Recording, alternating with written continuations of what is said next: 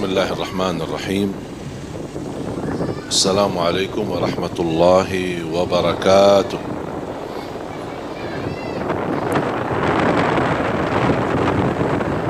Alhamdulillahi rabbil alamin. Allahumma salli ala Sayyidina Muhammad wa ala ali Sayyidina Muhammad wa sallim taslima. Terima kasih semua keluarga besar Masjid Umar bin Al-Khattab, pengurus, imam, muazzin, bilal, jamaah. Terima kasih aparat keamanan, Pak Kapolres dan semua jajarannya. Terima kasih Kokam, terima kasih FBI. Semua alhamdulillah kita bisa mempandangi kebersatuan dan kebersamaan kita, dan mudah-mudahan semua dimuliakan dan diberkahi Allah Subhanahu wa taala. Di belakang saya aman ya?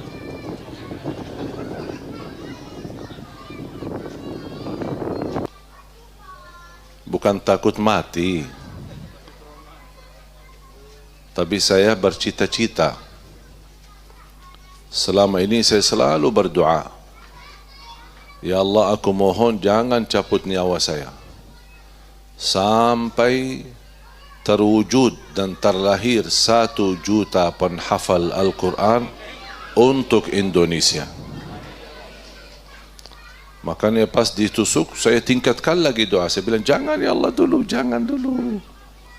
Ya Allah belum ditusuk dah apa-apa, tapi jangan mati dulu.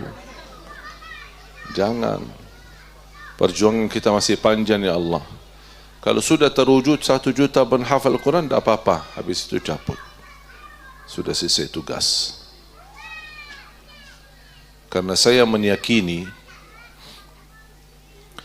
Al-Quran membawa kedamaian. Al-Quran membawa rahmatan lil alamin. Al-Quran dan belajaran Al-Quran bukan melahirkan radikal, justru melahirkan kemuliaan akhlak Nabi Muhammad sallallahu alaihi wasallam. Ketika Siti Aisyah ditanya, gimana akhlak Nabi Muhammad? Tolong gambarkan akhlak Nabi Muhammad. Siti Aisyah menjawab, akhlak Nabi Muhammad adalah akhlakul Quran. Akhlaknya Quran. Al-Quran mengajarkan berbagi, Al-Quran mengajarkan berinfak, Al-Quran mengajarkan menjaga dan tunaikan ibadah, Al-Quran mengajarkan hormati perbedaan, Al-Quran mengajarkan hormati berbeda agama, lakum dinukum waliyadin. Semua ada di dalam Islam. Semua ada di dalam Al-Quran. Al-Islam mengajarkan selalu berbaik sangka, tidak boleh berburuk sangka. Al-Islam mengajarkan tidak boleh menyebarkan fitnah, hoax, gosip dan lain sebagainya. Al-Islam mengajarkan kita harus bersatu. Innallaha yuhibbul ladzina yuqatiluna fi sabili saffa ka'annahum bunyanun marsus. Islam mengajarkan tinggalkan perpecahan. Boleh ada berbeza pendapat di antara kita, tapi tidak boleh ada bermusuhan. Dan kita ingat kebersatuan kita adalah kekuatan untuk membangun berhadapan yang insyaAllah ma'mur dan barakah.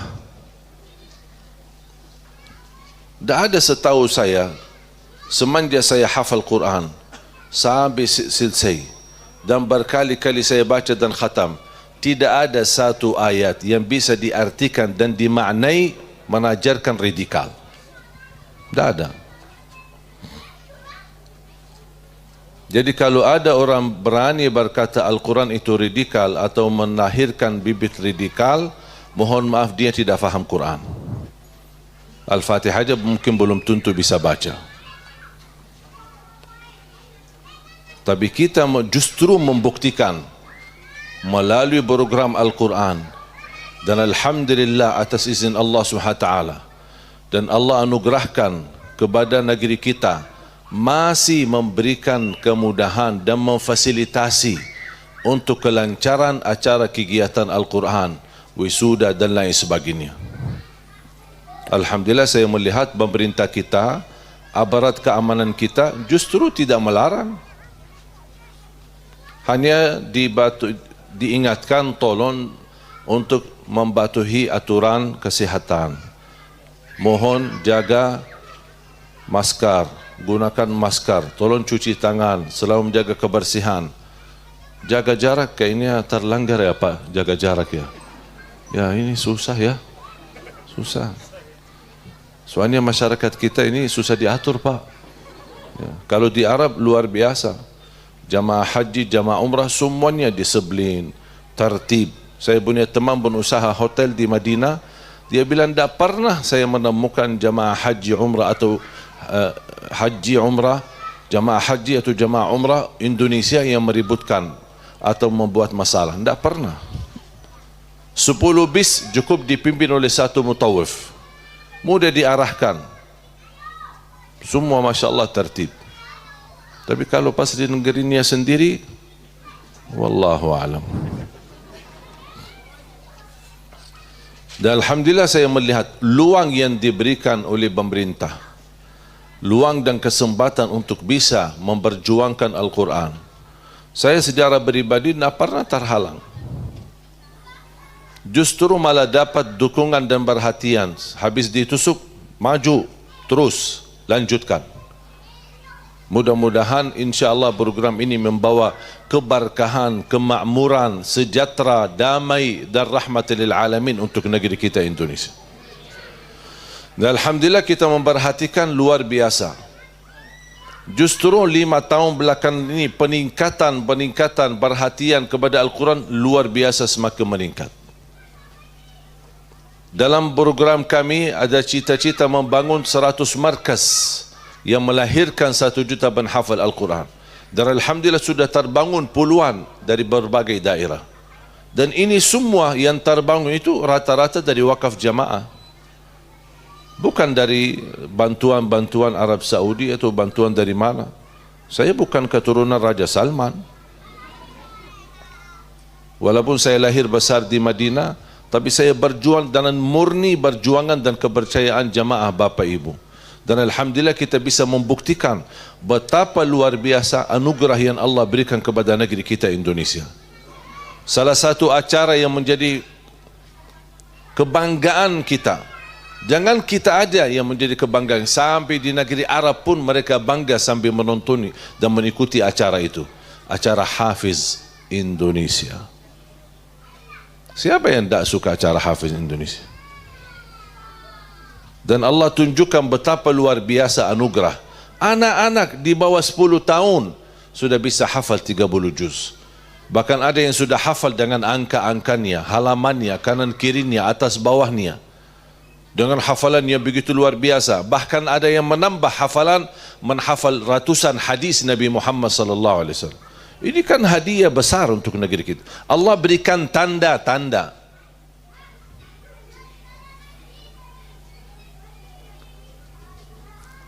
Kenapa saya bilang ini anugerah?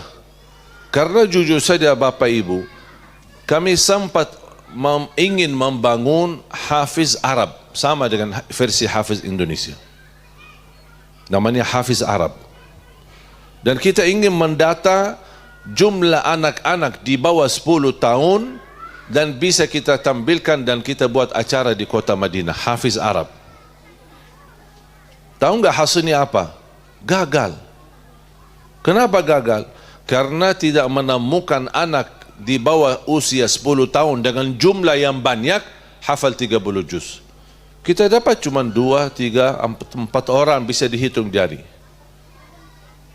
Kalau di atas 10 tahun, 12 tahun, 20 tahun, 15, banyak dewasa-dewasa. Bahkan rata-rata imam-imam masjid di Tanah Suci itu rata-rata pemuda.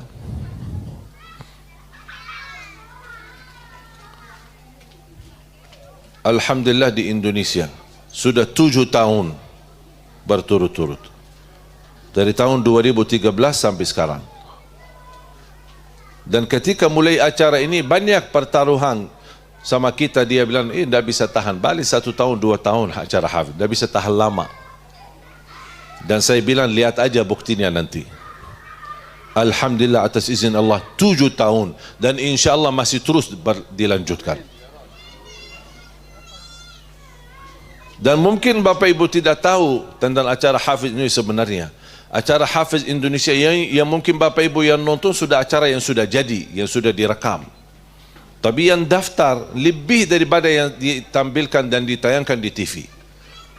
Sampai 70, 80, sampai 100 orang yang daftar untuk ikut hafiz Indonesia. Cuma karena keterbatasan dan kita tidak bisa tampilkan mereka semua di acara hafiz Indonesia karena jumlahnya besar. Akhirnya mereka dimasukin karantina. Selama 2 bulan dibelajari awal, dididikkan mereka, mengajarkan mereka bagaimana tertib, bagaimana menjaga salat tepat waktu. Ini luar biasa. Menjaga kemuliaan akhlak. Karena waktu itu awal-awal cerita banyak anak-anak ketika ketemu anak yang lain suka berantem. Ada anak suka malu. Kalau sudah bertemu orang tidak bisa. Kalau dipaksa sambil dia baca buang air kecil. Takut, tidak berani. Alhamdulillah itu semua sudah dirubah. Anak menjadi pemberani. Anak menjadi melantungkan suara yang indah, akhlak yang mulia. Karena ini semua masuk ke dalam penilaian dalam karantina. Dari jumlah yang banyak, puluhan bahkan ratusan, kita nanti ambil yang terbaik. Bacaan, hafalan, akhlak dan lain sebagainya yang boleh diizinkan tampil di acara hafiz Indonesia. Dan alhamdulillah sudah terbangun di beberapa daerah. Dan semenjak kami menjalani safari dakwah untuk melanjutkan perjuangan melahirkan dan mencetak 1 juta penghafal Al-Quran, luar biasa respon dari jamaah. Dukungan, infak, wakafnya, sedekahnya, ibu-ibu sampai ada yang mewakafkan emasnya. Ada yang mewakafkan punya kelebihan rumah, diwakafkan rumahnya, diwakafkan tanahnya. Kemarin saya waktu di Pekanbaru, di Riau, safari dakwah, di hari terakhir ada seorang jamaah wakafkan tanahnya. Langsung di situ kita adakan acara letakkan batu pertama. Supaya mereka tidak batas semangat dan kita teruskan lanjut. Sampai insyaAllah akan menjadi impian bangun gedung 6 lantai. Dan selama safari dakwah kami di Riau sampai di Pekanbaru, sampai ke Bengkalis, Pulau, kemudian kemarin di Batam, sebelumnya di Lampung, kemudian juga sampai di beberapa daerah di Jawa Timur, Jawa Tengah. Dan ini terulang lagi safari dakwah ke Jawa Timur. Dan insyaAllah habis ini ke Surabaya, terlanjut lagi hari Rabu ke Surabaya, Gersik, kemudian lanjut lagi sampai ke Ternate, Palu, dan insyaAllah Lombok. Dan sepanjang safari dakwah yang mendapatkan dukungan dan perhatian yang luar biasa, saya pun kaget melihat perhatian dari jamaah. Tapi yang tertinggi dukungan dan perhatian adalah jamaah di Manado. Justru di Manado yang dikatakan umat Islam tidak seberapa dibandingkan non-Muslim. Bisa dianggap jumlahnya hampir rata sama. Tapi subhanallah begitu luar biasa perhatian dari masyarakat di sana. Dan insyaAllah salah satu markaz yang kami bangun menjadi pusatnya melahirkan 1 juta penghafal Al-Quran, mudah-mudahan di kota Malang dan di Kabupaten Malang insyaAllah. Ini hanya ikhtiar Bapak Ibu. Sepanjang berjalan safari dakwah kami tidak pernah mengenal lelah, tidak pernah mengenal capek. Terus kami berjuang. Sampai ketika Allah takdirkan kejadian musibah yang saya hadapi kemarin, masih saya lanjutkan di malam itu 2 acara. Sambil panitia menawarkan istirahat, saya bilang istirahat apaan? Masa ditusuk sedikit langsung istirahat. Udah terus ganti baju, lanjut saya turun lagi. habis rawat di rumah sakit sebentar dan dijahit, pergi ke hotel, ganti baju dan terus lanjut. Habis maghrib isi acara, habis isya isi acara lagi tabligh akbar. Saya bilang kalau kita mati, lebih baik mati di dalam perjalanan dakwah daripada mati di hotel. Ngapain di hotel? Kenapa saya menanamkan dalam hati saya harus bekerja keras? Karena orang munafik pun bekerja keras. Orang yang tidak suka Islam bekerja keras. Orang yang membawa kebatilan bekerja keras. Jangankan mereka hanya bekerja keras, mereka habiskan tenaga fikirannya, tenaga fisiknya, bahkan habiskan hartanya untuk menghancurkan Islam. Kita tidak boleh kalah sama mereka. Mereka aja di atas kebatilan, mereka berani. Masa kita di atas kebenaran tidak berani? Malu, mundur-mundur mulu. Kita harus juga maju. Tapi dengan cara kita maju, justru kita membawa rahmatan lil alamin.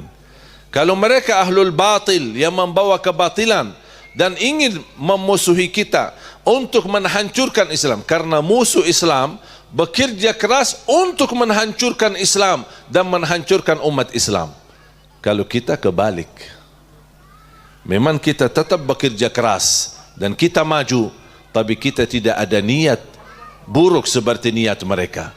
Kalau niat mereka untuk menghancurkan Islam dan umat Islam, kalau niat kita memakmurkan Islam dan memakmurkan negeri kita Indonesia, tambah kita ada niat menghancurkan mereka. Kita tidak ada niat. Walaupun mereka musuh kita, tidak ada niat dari kita untuk menghancurkan mereka. Karena itu bukan akhlak Nabi Muhammad sallallahu alaihi wasallam. Mereka memusuhi kita, kita tidak perlu musuhi mereka. Bukan berarti kita takut. Beda saatnya kalau kita diserangi, kita harus membela diri, itu beda posisinya. Sekarang di saatnya bukan membela diri. Kita di saat sekarang adalah menunjukkan betapa indahnya Islam melalui akhlak Nabi Muhammad sallallahu alaihi wasallam. Kalau semua umat Islam di Indonesia betul-betul mampu menerapkan akhlak Nabi Muhammad, akan Allah hadirkan pemimpin yang membawa akhlak Nabi Muhammad. Sekarang banyak pemuda-pemudi protes pemerintah, demo di mana-mana. Terus apa yang terjadi? Ada perubahan? Tidak ada perubahan. Karena demo bukan yang menghasilkan perubahan. Kalau mau wujudkan perubahan, rubahkan akhlakmu dulu sama Allah. Perbaiki hubunganmu sama Allah, perbaiki hubunganmu sama Al-Quran, akan Allah wujudkan perubahan di dunia ini. Ini kan semuanya milik Allah. Yang Allah izinkan orang berkuasa atas izin Allah. Wallahi, kalau Allah belum izinkan, tidak ada yang bisa jadi pemimpin. Semua atas izin Allah. Makanya minta kepada Allah, ya Allah tunjukkanlah kepada kami pemimpin yang taqwa, pemimpin yang adil, pemimpin yang amanah, pemimpin yang jujur. Tapi mohon maaf, sebelum meminta doa seperti ini, kita harus menjadi orang yang bertakwa, adil, amanah dan jujur. Karena mohon maaf, masih ada di tengah kita, di tengah masyarakat kita, masih orang banyak yang tidak jujur. Jangankan sama orang, sama Allah aja tidak jujur. Salatnya aja tidak beres, apalagi salat subuh. Muamalat, berhubungan, usaha tidak amanah. Bagaimana kita minta yang terbaik dari Allah, kita saja belum memberi yang terbaik kepada Allah. Berarti perubahan yang Bapak Ibu inginkan dan kita semua inginkan, perubahan yang terjadi, perubahan yang lebih baik, kemakmuran yang lebih baik, perubahan politik, perubahan ekonomi, perubahan sosial, dan kita bisa merasakan betapa indahnya kebersamaan, keadilan sosial dan lain-lain. Kita harus bisa merasakan, tapi mulai perubahan itu akan terjadi mulai dari diri kita sendiri. Inna Allah la yughayyiru ma biqaumin hatta yughayyiru ma bi anfusihim. Allah tidak akan merubah nasib satu kaum kecuali mereka mampu mulai merubah diri sendiri. Dan terutama kita perlu jaga kemuliaan akhlak. Kalau boleh saya padatkan agama dari Al-Fatihah sampai An-Nas, semua saya kumpulkan, semua rangkaian agama, perintah agama, isi Islam, isi Al-Quran, saya kumpulkan, saya satukan, kemudian saya padatkan, dan saya mengambil satu tema dari kesimpulan daripada Islam. Tidak akan menemukan yang lebih mulia daripada kemuliaan akhlak. Itu inti daripada agama Islam. Hablun minallah dan hablun minan nas. Itu inti daripada Islam. Bagaimana bisa menjaga kemuliaan akhlak? Meniru Nabi Muhammad sallallahu alaihi wasallam. Meniru akhlaknya, meniru kehidupannya, sifat kejujurannya, amanahnya, ibadahnya. Bapak Ibu, kita cinta Nabi Muhammad? Cinta? Ya udah, tiru. Sekarang pemuda-pemuda sekarang, termasuk anak-anak, punya idola. Nangis-nangis, minta dibeliin baju yang ada tulisannya Ronaldo, Messi. Idola mereka. Sekarang banyak idola-idolanya artis Korea, penyanyi Korea. Idola. Kalau saya, idola saya Nabi Muhammad sallallahu alaihi wasallam. Kita harus bangga memiliki teladan Nabi dan manusia yang tersempurna, yang termulia akhlaknya, yang paling suci, cukup dicintai Allah dan dimuliakan Allah subhanahu wa ta'ala. Berarti kalau kita menjadikan Nabi Muhammad teladan kita, idola kita, figur kita, dan kita mengikuti dan meniru kehidupannya, pasti kita akan termasuk hamba yang dicintai Allah subhanahu wa ta'ala. Di antara sifat Nabi Muhammad yang sangat istimewa, jangan marah. Banyak yang suka marah, kesal. Anaknya jatuhin piring pecah, caci maki sampai hari kiamat. Apain pecah? Ini mahal kita beli. Kamu bodoh. Habis-habisan. Begitu terdengar amarahannya, saya, Bu, kenapa? Pecahin piring. Gara-gara piring, anaknya jadi bodoh.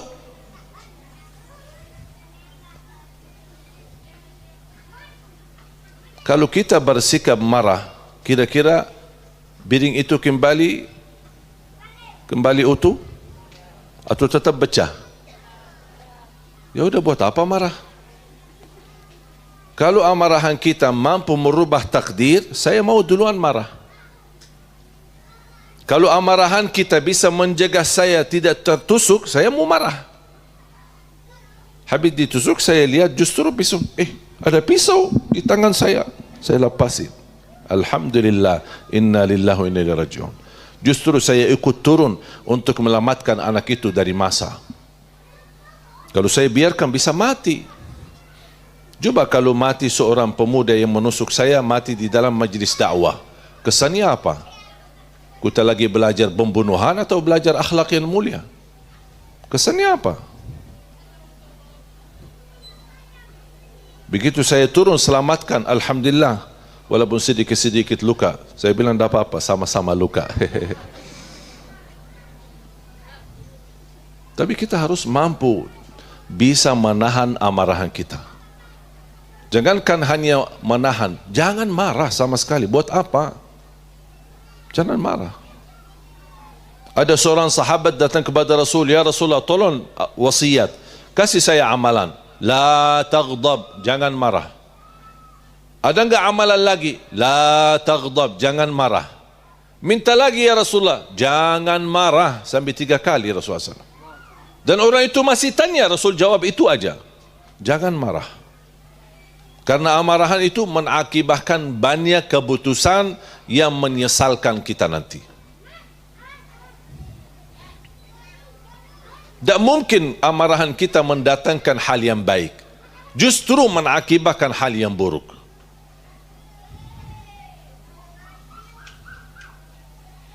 Dan saya kasih obatnya. Ada yang suka marah? Khususnya ibu-ibu ya. Suka marah, suka kesal.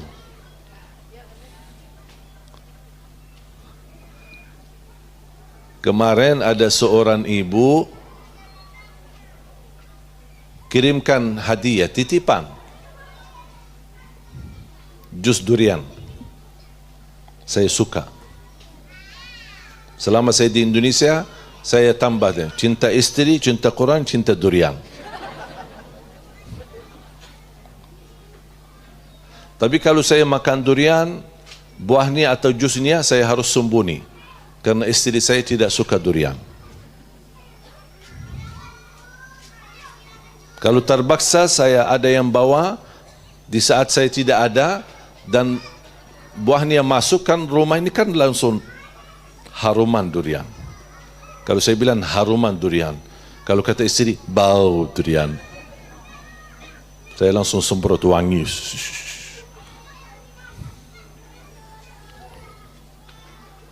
Ada seorang ibu kirimkan jus durian.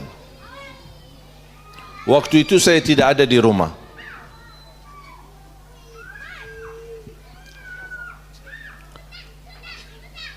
Membantu terima, simpan. Dan alhamdulillah istri saya tidak tahu. Disimpan di kulkas. Habis itu saya belum sempat pulang karena masih dalam perjalanan safari dakwah. Sempat saya mampir ke rumah sebentar, kemudian lanjut lagi keluar. Ibu itu minta saya distemuni. Video lah, terima kasih atas kiriman duriannya, bagus, enak. Siap ibu, nanti saya distemuni. Lupa. Saya keluar, lupa. Tidak sempat lagi kembali ke rumah, hampir kurang lebih 10 hari baru kembali. Selama 10 hari itu, setiap saya ada kiriman misal doa atau amalan, ibu itu tidak pernah respon. Saya tidak tahu kenapa. Pas begitu saya sempat, saya foto dan video saya kirimkan, baru dia balas. Sebenarnya saya sebel. Astaghfirullahalazim. Fantas ibu selama ini tidak balas-balas. Ternyata ibu lagi sebel. Kenapa? Karena saya lupa memberi dia testimoni. Gara-gara durian putus hubungan, putus silaturrahim. Itu namanya emosi.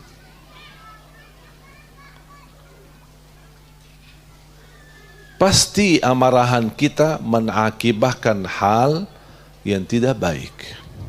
Dia kira saya tidak mau distemuni, bukan saya tidak mau. Saya mau tapi belum sempat.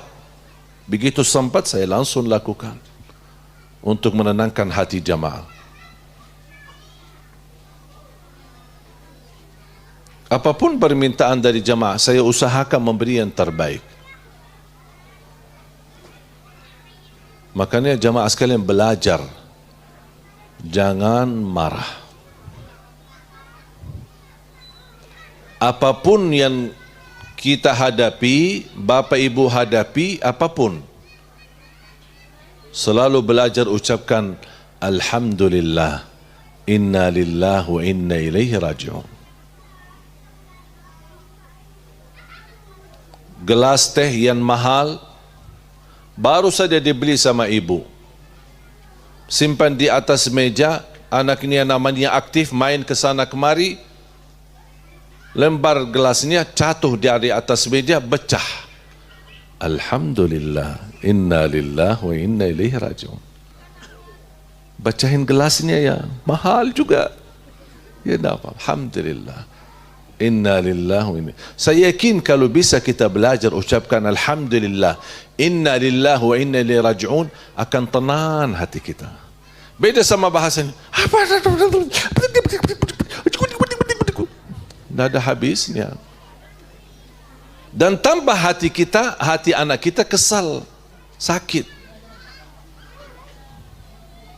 Termasuk ketika ada orang datang kepada kita minta maaf karena ada satu kejadian, dia salah sama kita, atau dia pernah menyebarkan fitnah tentang kita. Kalau dia mau minta maaf, kalau kita mau maafkan, ya maafkan, tapi tidak usah nyakiti hatinya. Ibu datang, ibu, saya kemarin jadi ikut menyebarkan fitnah. Saya tidak ada niat buruk, tapi sudah terlanjur berbicara enggak-enggak terhadap ibu. Tolong ibu maafin ya. Ya, ibu selama ini bikin saya sakit hati. Tidak pernah kehabisan fikir, kenapa ibu, padahal ibu kan baik sama saya, sahabat baik, kok ibu bikin begini begitu. Ibu yang menyebarkan fitnah, ibu yang duduk panjang lebar, habis panjang lebar, ya udahlah saya maafkan. Itu bukan namanya memaaf, itu namanya menyakiti. Kalau mau maafkan, tidak usah panjang lebar bahas yang sudah lalu. Orang datang minta maaf, saya maafkan dunia akhirat. Sudah selesai. Tidak usah bahas lagi persoalan yang sudah terjadi. Itu baru namanya pemaaf.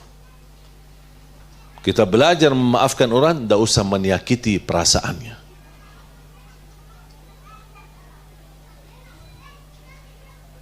Sungguh Bapak Ibu, indahnya itu akhlak Nabi Muhammad sallallahu alaihi wasallam.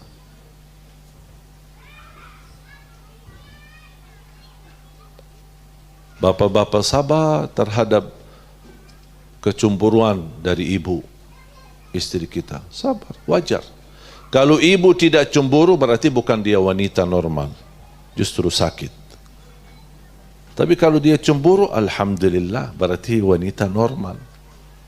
Karena sifat wanita ada rasa cemburu. Belajar. Ibu-ibu juga harus selalu sabar sama suami. Jangan dia pulang, dia janji mau datang habis maghrib, tapi datang malam-malam jam 10, jam 11. Ibu-ibu tunggu lama. Bel ke HP-nya non aktif. Mungkin baterainya habis. Jangan berburuk sangka. Mungkin ada satu kejadian, maklumilah. Namanya bapak jalan keluar mencari nafkah dari rezeki, kecapean. Apalagi kalau suaminya aparat polisi, bisa mendadak ada tugas, sabar. Pas pulang, kenapa telat kok malam-malam Pak pulang? Sabar dong, sabar. Sambut dulu baik-baik. Lepasin sepatunya, urutin kakinya, bawain air hangat. Gimana Pak? Pasti Bapak capek ya. Subhanallah. Bapak kan janji mau habis maghrib datang, kok malam-malam ya? Pasti Bapak akan jawab. Beda kalau sikap kita marah. Bapak juga akan ikut balas marah. Sama-sama marah, nanti malamnya pisah-pisah kamar tidur. Ya buat apa marah? Tidak ada gunanya. Dan rasa cemburu dari wanita, mohon bapak-bapak dimaklumi. Jangan istri-istri kita. Istri Nabi Muhammad sallallahu alaihi wasallam juga memiliki rasa cemburu. Sampai kata Siti Aisyah, tidak pernah saya merasa cemburu setinggi cemburu sebagaimana cemburu saya terhadap Siti Khadijah. Padahal Siti Khadijah sudah lama meninggal dunia. Kenapa? Karena Rasulullah SAW sering mengingatkan dan selalu ingat. Bahkan Rasulullah SAW suka menyambut kawan-kawan dan teman-teman Siti Khadijah. Siti Aisyah suka tanya, ini siapa perempuan-perempuan ini? Ini teman-teman Siti Khadijah.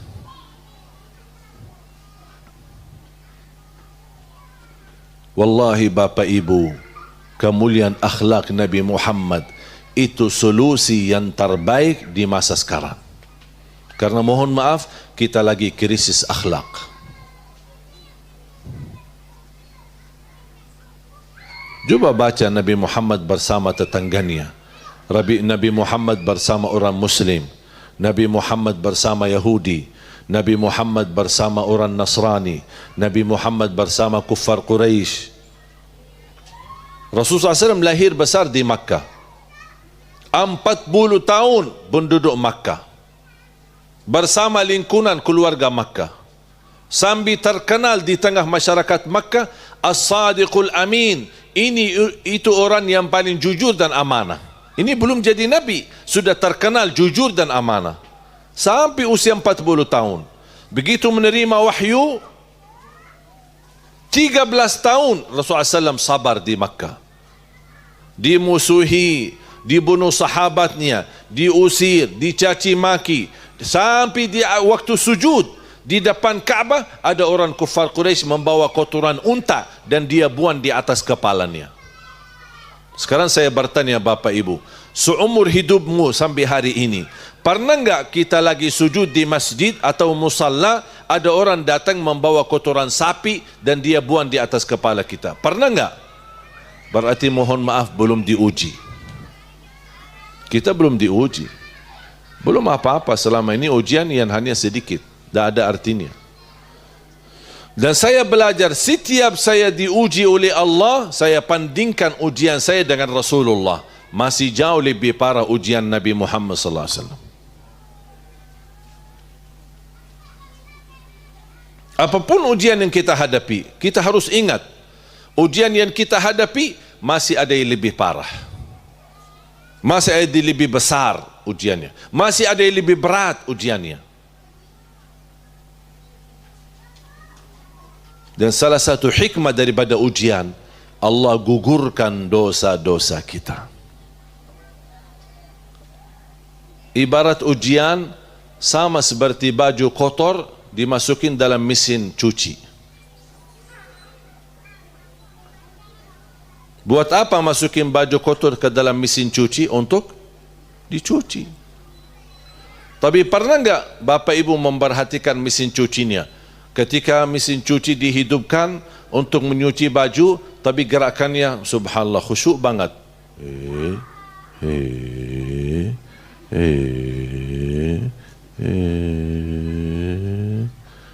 Kira-kira hasilnya bersih enggak bajunya? Enggak kan? Dianggap apa? Justru dianggap mesinnya lagi rusak. Bagaimana supaya hasilnya bersih? Harus diobrak-abrik bajunya. Mesin naik kanan kiri atas bawah baju lembar sana lembar sini. Ini dalam mesin kan? Begitu selesai angkat bajunya bersih. Ini ibarat ujian. Diobrak-abrik kita kanan kiri, tampil naik turun, hancur hidup kita, usaha lancar hari ini, besok hancur, bangkrut, semua. Tapi ujung-ujungnya Allah gugurkan dosa kita bersih.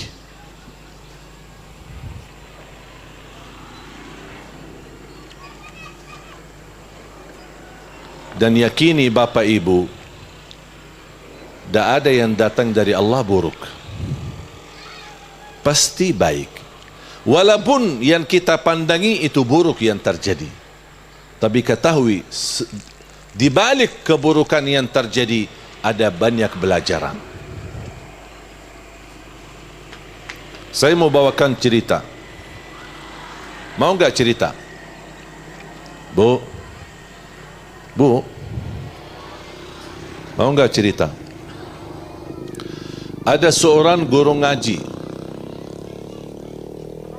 Dia keluar dari sekolah, mau pulang, naik bis angkot umum. Dia naik bis di bagian depan, di samping supir, karena bis di belakang lagi full, penuh. Di dalam perjalanan, ada di depan, ada orang preman. Dia berhenti di depan mobil minibus. Begitu dia berhenti, terpaksa supir bis stop, berhenti. Dan preman itu datang dari samping penumpang yang sebelah, kemudian dia buka pintu dan kemudian dia megang bajunya orang yang ada di samping supir dan dia tarik keluar dan buang di jalan. Kemudian dia naik, mengambil posisinya dan suruh, ayo sama supir, jalan, jalan no, jalan. Supirnya jalan. Gimana? si guru ngaji ini. Kesal nggak? Marah. Kok digituin sambil ditarik baju saya dan dibuang di jalan, ambil posisi saya, malah suruh bis dia jalan. Demi Allah, kalau saya punya senjata di saat itu, saya akan tembak dia mati. Saking marah. Wajar nggak marah? Bagi saya tidak wajar. Tapi manusiawi ya, manusiawi. Kadang-kadang sifat kemanusiawi bisa menarah kepada kemuliaan malaika dan bisa menarah kepada keburukan syaitan. Tinggal kita yang kendalikan.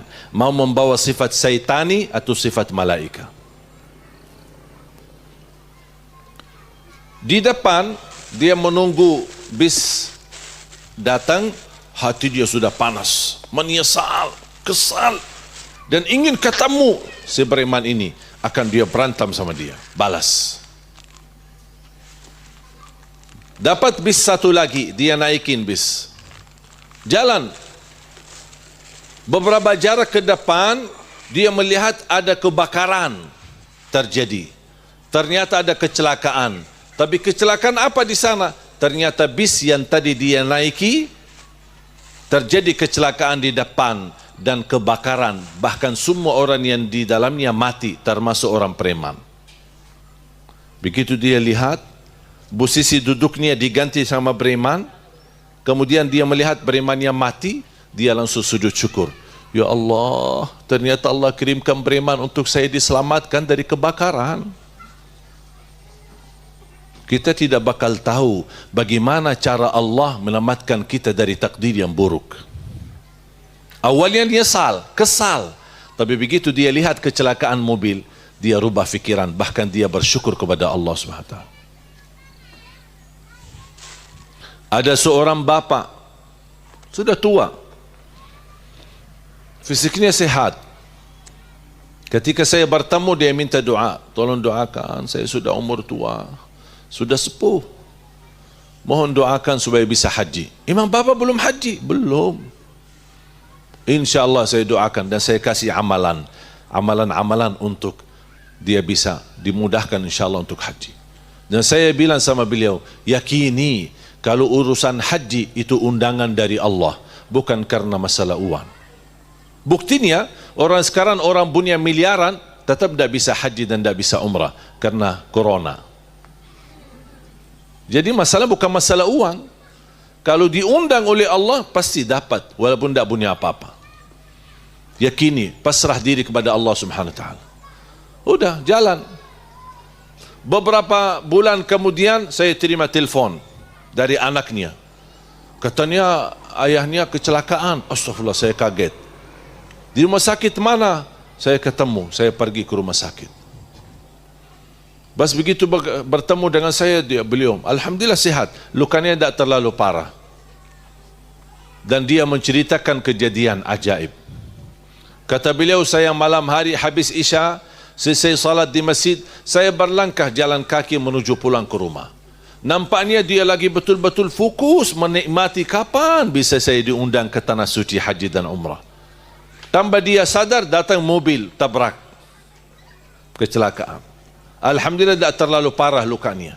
Tapi orang yang menabrak dia ternyata orang cukup kaya, punya perusahaan besar. Langsung orang itu mengangkut bapa dan menantar ke rumah sakit. Sambil dirawat, bapa itu datang yang membawa mobil. Mohon maaf Pak Haji, mohon maaf demi Allah saya tidak perhatikan tadi, lagi stres, lagi pusing urusan-urusan bisnis. Mohon dimaafkan Pak Haji. Pak Haji nangis. Kata bapa, kenapa Pak nangis? Bapa dari tadi bilang Pak Haji, Pak Haji, Pak Haji, sedangkan saya belum haji. Beliau kaget. Bapa belum haji. Subhanallah. Ternyata si orang yang membawa mobil ini punya hubungan dekat dengan Dubes Arab Saudi. Langsung beliau telefon dan alhamdulillah dapat kemudahan. Jangankan dia, sampai keluarganya dia semua dibawa dengan visa dari kerajaan. Bisa haji. Berarti dia bisa haji dan Allah kabulkan hajatnya. Tapi proses terkabul hajatnya harus ditabrak mobil dulu. Tabrak mobil, ternyata buruk kan, takdir buruk. tapi di balik keburukan ada hikmah dan kemudahan. Saya doakan Bapak Ibu, mudah-mudahan semua bisa haji dan umrah walaupun ditabrak mobil. Dah mau ya? Kita tidak tahu bagaimana takdir. Ini salah satu cara rahasia Allah SWT membukakan takdir. Sampai sekarang ulama belum bisa mengetahui rahasia di dalam takdir itu apa. Tapi yang saya belajari dan saya yakini, semua yang datang dari Allah pasti itu baik. Walaupun zahirnya nampak buruk, tapi yakini di balik keburukan ada kebaikan. Saya akhiri satu kisah. Mau kisah lagi? Cerita lagi? Oh, ibu-ibu suka ya cerita-cerita. Ternyata bukan anak-anak yang suka cerita-cerita. Ada seorang bapa selalu doanya cuma satu, ya Allah, jodoh yang salihah, yang cantik, yang kaya. Dia tahajud, ya Allah, jodoh yang salihah, yang cantik, yang kaya. Tidak ada doa yang lain. Dia tidak minta, ya Allah mohon ampuni, mohon rizki, mohon kamu. Tidak ada. Itu aja doa ini. Ya Allah, jodoh yang salihah, yang cantik, yang kaya. Dapat rizki, pergi ke tanah suci. Sepanjang tawaf, ya Allah, jodoh yang salihah, yang cantik, yang kaya. Selesai tawaf, dia pergi Safa Marwah, sa'i 7 kali, cukup panjang perjalanan. Ya Allah, jodoh yang salihah, yang cantik, yang kaya. Jadi wirid. Terusin. Ada orang pendampingnya, papa, itu aja doanya. Masa ada yang lain? Urusan saya sama Allah, jangan kamu ikut campur. Betul, urusan dia sama Allah, kenapa kita ikut campur? Tapi aku penasaran, kenapa kamu selalu minta yang kaya, yang salihah, cantik itu wajar. Kok tambah-tambah yang kaya? Saya orang susah. Masa sebelum nikah susah, habis nikah susah lagi? Udah dapat yang kaya biar enak. Dan itu urusan saya sama Allah, kok kenapa kamu ikut campur? Betul. Urusan kita sama Allah. Selama kita minta halal, minta yang baik, dah apa-apa, bebas permintaan kita sama Allah. Apapun permintaannya, selama permintaan itu kita halal. Jangan kita buka usaha minuman keras, ya Allah lancarkan usaha biar makmur dan berkah ya Allah. Apaan yang makmur dan berkah? Usaha jual minuman keras. Selama halal, mubah, baik, bebas cara doanya. Kembali dari tanah suci, kembali ke tanah air habis haji. Tiba-tiba malam hari sedang dia jalan di kampung, lagi membayangkan jodohnya. Kapan ketemu jodoh saya yang salihah, yang cantik, yang kaya? Tiba-tiba muncul anjing. Dia lari. Justru kalau anjing kita lari, tambah dikejar. Dia lari, dikejar anjing, sampai anjing berhasil gigit kakinya. Datang mobil ambulan, dibawa ke rumah sakit. Di dalam mobil ambulan dia menyesal. Ya Allah, selama ini saya minta jodoh yang salihah, yang cantik, yang kaya. Masa dikirimkan anjing? Kesal kan? Pas sampai di rumah sakit, subhanallah, dirawat sama seorang dokter yang cantik, salihah dan kaya, jadi jodohnya. Oh, ternyata Allah sudah kabul doanya. Tapi supaya terkabul betul, harus sakit dulu. Karena jodohnya ada di rumah sakit. Allah punya cara, makanya harus sakit. Tapi dia sehat terus. Gimana supaya sakit? Kirimlah anjing, gigit kakinya. Sakit, pergi ke rumah sakit, ketemu jodohnya. Begitu cara Allah. Mudah-mudahan yang belum berjodoh, semoga insya Allah bertemu dengan jodohnya. Tambah digigit anjing.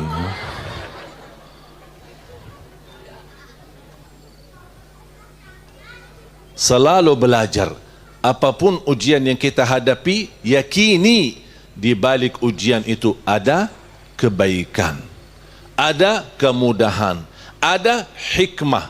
Kalau kita punya salah langkah mengakibatkan kejadian itu, berarti jadikan belajaran.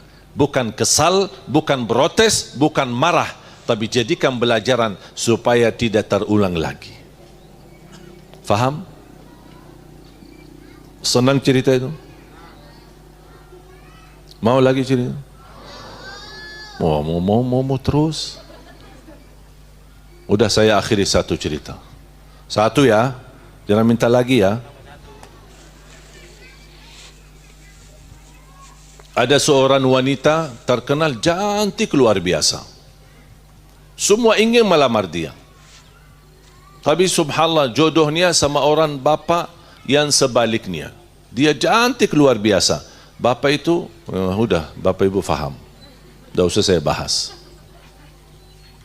Setiap suami mempandangi istri yang cantiknya luar biasa, dia bahagia banget. Istrinya panggil, suami, ya sayangku. Masya Allah, mempandangi wajahnya cantik. Tapi kalau suaminya panggil, istriku, ya suamiku. Jodoh. Malam hari, mereka berdua lagi ngobrol, asik. Kata istrinya, Pak, ya sayangku. Tahu enggak, nampaknya kita berdua bakal masuk surga. Suaminya kaget. Atas dasar apa kok kamu ngomong begitu? Begini ceritanya. Kamu dapat istri seperti aku, kamu bersyukur.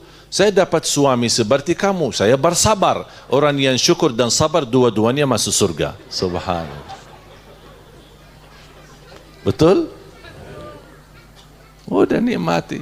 Jangan cari ayat, kisah ini tidak ada, cerita ini tidak ada dalam Quran. Nanti cari yang mana dalam Quran. Ini Medein Ali Jabir. Kenapa saya suka buat kisah-kisah seperti ini? Untuk membuka wawasan Bapak Ibu. Ketahui dalam kehidupan kita tidak ada yang sia-sia dan tidak ada yang kebetulan. Semuanya sudah tertulis, semuanya sudah ditakdirkan oleh Allah. Makanya belajar, pasrah diri kepada Allah Subhanahu wa taala.